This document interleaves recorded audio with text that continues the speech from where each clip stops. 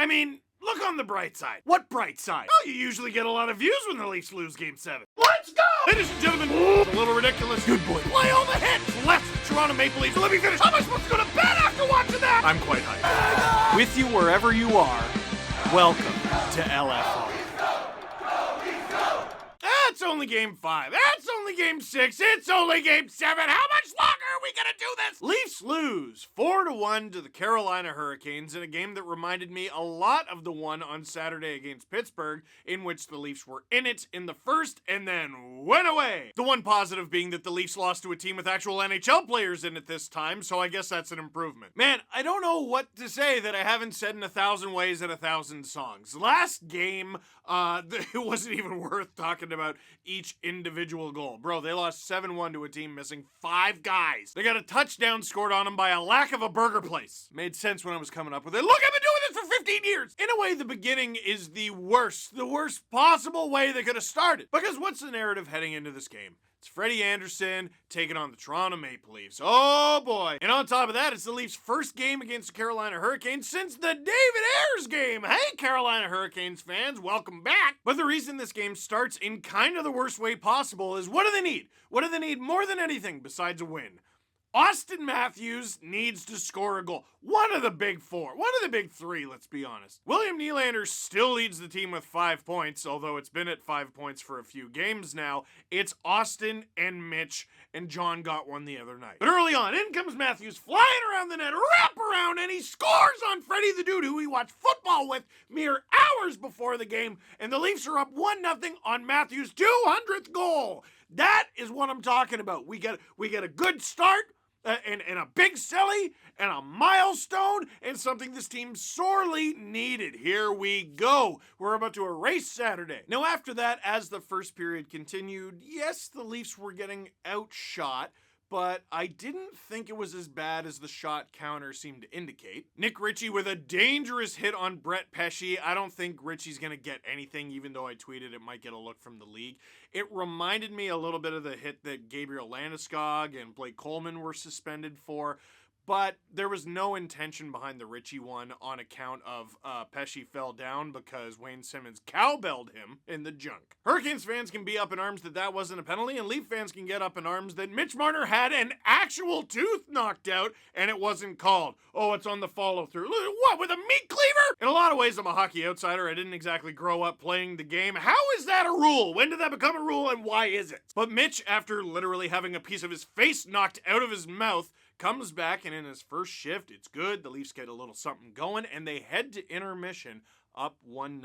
Maybe they are turning a page. Second period begins. Jack Campbell looks sharp as a tack. Leafs get a power play, and we're going to hear a lot about lessons later in this video. I thought the Leafs could have learned a lesson from the Carolina Hurricanes tonight on the penalty kill, because holy smokes, the Leafs power play was no match for that penalty kill. Sometimes the power play looks bad. The Hurricanes penalty kill looked great, so aggressive, so explosive. They're the sort of team, at least that penalty kill is the sort of penalty kill the Leafs can learn from. Hurricanes kill that penalty off, the puck goes the other way, and Jack Campbell at 2-on-1 makes a giant save again. And I wanted to make sure to point out those Campbell saves because this game is about to get real bad real fast, and it's lost how good Campbell was for most of the game. Outside of like a little bit of the first period and not really, the Leafs were not in this thing. They weren't at all. So the Aho tip, that's the first goal, 1-1. That is a really good tip, really good play by the Carolina Hurricanes, and Campbell's got no chance on that. If you take away the 2 goals after that, it's still only 1-1. I don't know,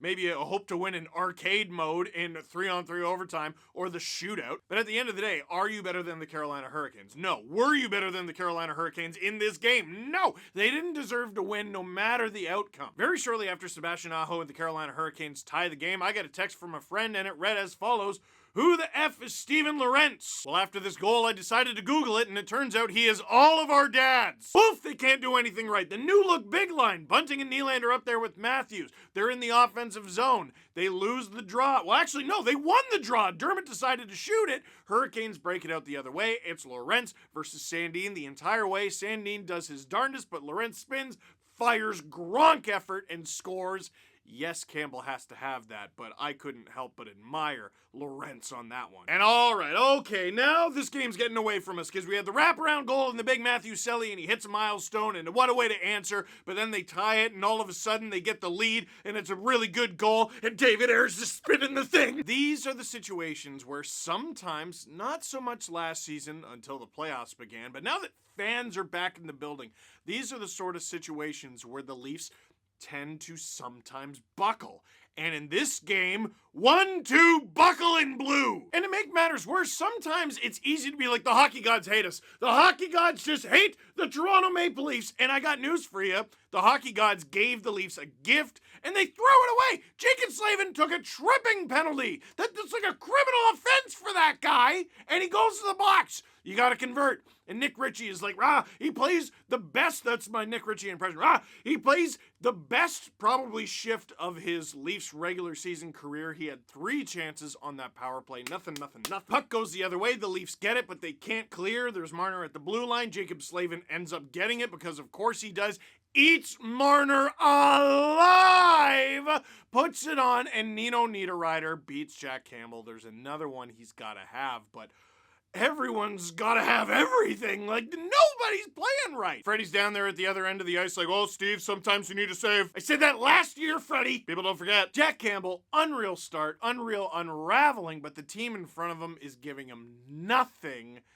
3-1 heading into the third. Before we get to the third period, can I show you something? Because what have I been saying in these videos lately? What did I say last LFR video? What have I been saying on the podcast? The Leafs possess the puck a lot. Good. We like that. Possessing the puck is good. It's better to have the puck than to not have it. But they also do nothing with it. That's what I've been seeing with my eyes. And a lot of people have been like, hey, you're right. I've been calling it the Beyblade. When they have the puck and they go around the net at Mach 10 and then they go to the point and they fling it on and nothing happens. They possess the puck a lot and do nothing with it. This is the graphic that they showed on the broadcast before the third period. The Leafs had 2 minutes and 5 seconds more ozone time than the Carolina Hurricanes through 40 minutes and had nearly 5 more minutes of puck possession, 19 minutes, 22 seconds to 14:44. The shots, 16 Leafs, 21 Hurricanes. Even the attempts were in favor of the Hurricanes, albeit by 1. Possessing something is great, but what's the point if you don't use it properly? It's like giving a Ferrari to a turtle. I'm happy for him and everything, looks great, but I don't think he's going anywhere. And having said that, here's the third period in a nutshell. The Leafs did have one very good chance where Jordan Staal robs John Tavares on the doorstep. Okay, that was good. Jack Campbell makes an amazing save on Martin Necas. At least he's still trying. And the third and final thing that happened in the third period is Andrei Svechnikov scored into the empty net to make it a 4-1 Canes lead because the Leafs are barely worth looking up from your phone for these days. Before we get to questions, there were a bunch of Sheldon Keefe quotes after this game. Let's just take a look. I thought our guys competed at a much higher level here today. Unfortunately, it's still not high enough. You're playing against the Carolina Hurricanes, really, in the league in that regard. Okay, they lost 4-1 to the Carolina Hurricanes instead of 7-1 against the Pittsburgh Penguins, who were missing 5 guys. So technically the truth that they looked better? This one, Terry Koshan, who I'm sure Keefe is a very big fan of right now. My confidence gets a boost in the group today. That game is played at a much higher pace, and we got a real sense of what a Stanley Cup contending team looks and feels like. Our guys had to deal with that all the way through. I think we leave here a better team. What, did you leave as the Hurricanes? Also, what, the Hurricanes are the first good team that the Leafs have played this season? Explain the 4 other losses then. And right now you might be going, Steve, what do you really expect him to say? Not much different than that. He has to be captain positive. What else is he gonna say? What else is he gonna say? Marner stinks and Matthews stinks and Tavares stinks and they all stink! It might make a few of us feel better, but I don't really know if it's gonna make them better when they go to Chicago on Wednesday. Based on what I read after those quotes were tweeted, I think a lot of you were like, oh my goodness, does this team even have a pulse? I think that's the way they present publicly. I think behind the scenes, they're going into panic mode. Questions? From Adam Wilde, you sure? I have an announcement to make. No. Eric Engels, it would be so funny if you just whispered for an entire video. I think I found my wife's burner account, sorry. Oh, hello, the hockey guy. Is this on the players, Keefe, or both? How long can this keep up before Dubas is forced to make a change? Well, I thought Sheldon Keefe, for the most part, ended up looking really good in the Amazon documentary. He just got an extension. His record with the Leafs is still stellar, at least in the regular season. It's pretty gosh darn good. I don't think you can fire him, I don't know, 7, 8, 9, 10, even 20 games into the season if things go really south. Because really, what is going to change? The common denominator, because it's not just Keefe, it's Malhotra, it's Hackstall's gone, it's Carberry just came in, it's other guys have come and gone, and goalie coaches and personnel. The common denominator is the core. And some of you are looking right now and going, well, how do you trade Tavares? You can't trade Matthews. How do you trade Marner? Nylander, that doesn't make any sense. I'll tell you, and I said it on the podcast today, the first guy to go, if you want to make a big change, is Morgan Rielly. I don't like it. I like him as a guy. It's his final year and he ain't coming back. Oh, hometown discount. Listen, I don't know who started that. We all believed it with Jack Hyman. Oh yeah, he's taking a discount. No. Why should they? Why should any of them take a discount? They're not going to. Defensemen are getting $8-9 million for getting out of bed. You think Morgan Rielly is going to take a discount to stay here? I was talking to someone tonight and they're like, yeah, well, the Leafs can't really afford to do that when they're in win now mode. What? Before you hit win now mode, you have to hit win more than half of your games mode. My fiance is a Leafs fan. Whose jersey is the worst Christmas gift investment? I tell you what. If things start going south and they do start trading guys, the worst investment you can make is a Leafs jersey with a nameplate. You get that blank. Or with Spezza. God, I love him. Even though in the first goal, Aho was kind of his man. Dude, nobody looked good. I don't know what they're talking about after the game. Marner trying, but looking futile. Matthews trying, and then very not. I don't know how you fix this. So my question to you then, I've had my say plenty over the last few days. Leave a comment in the comment box down below.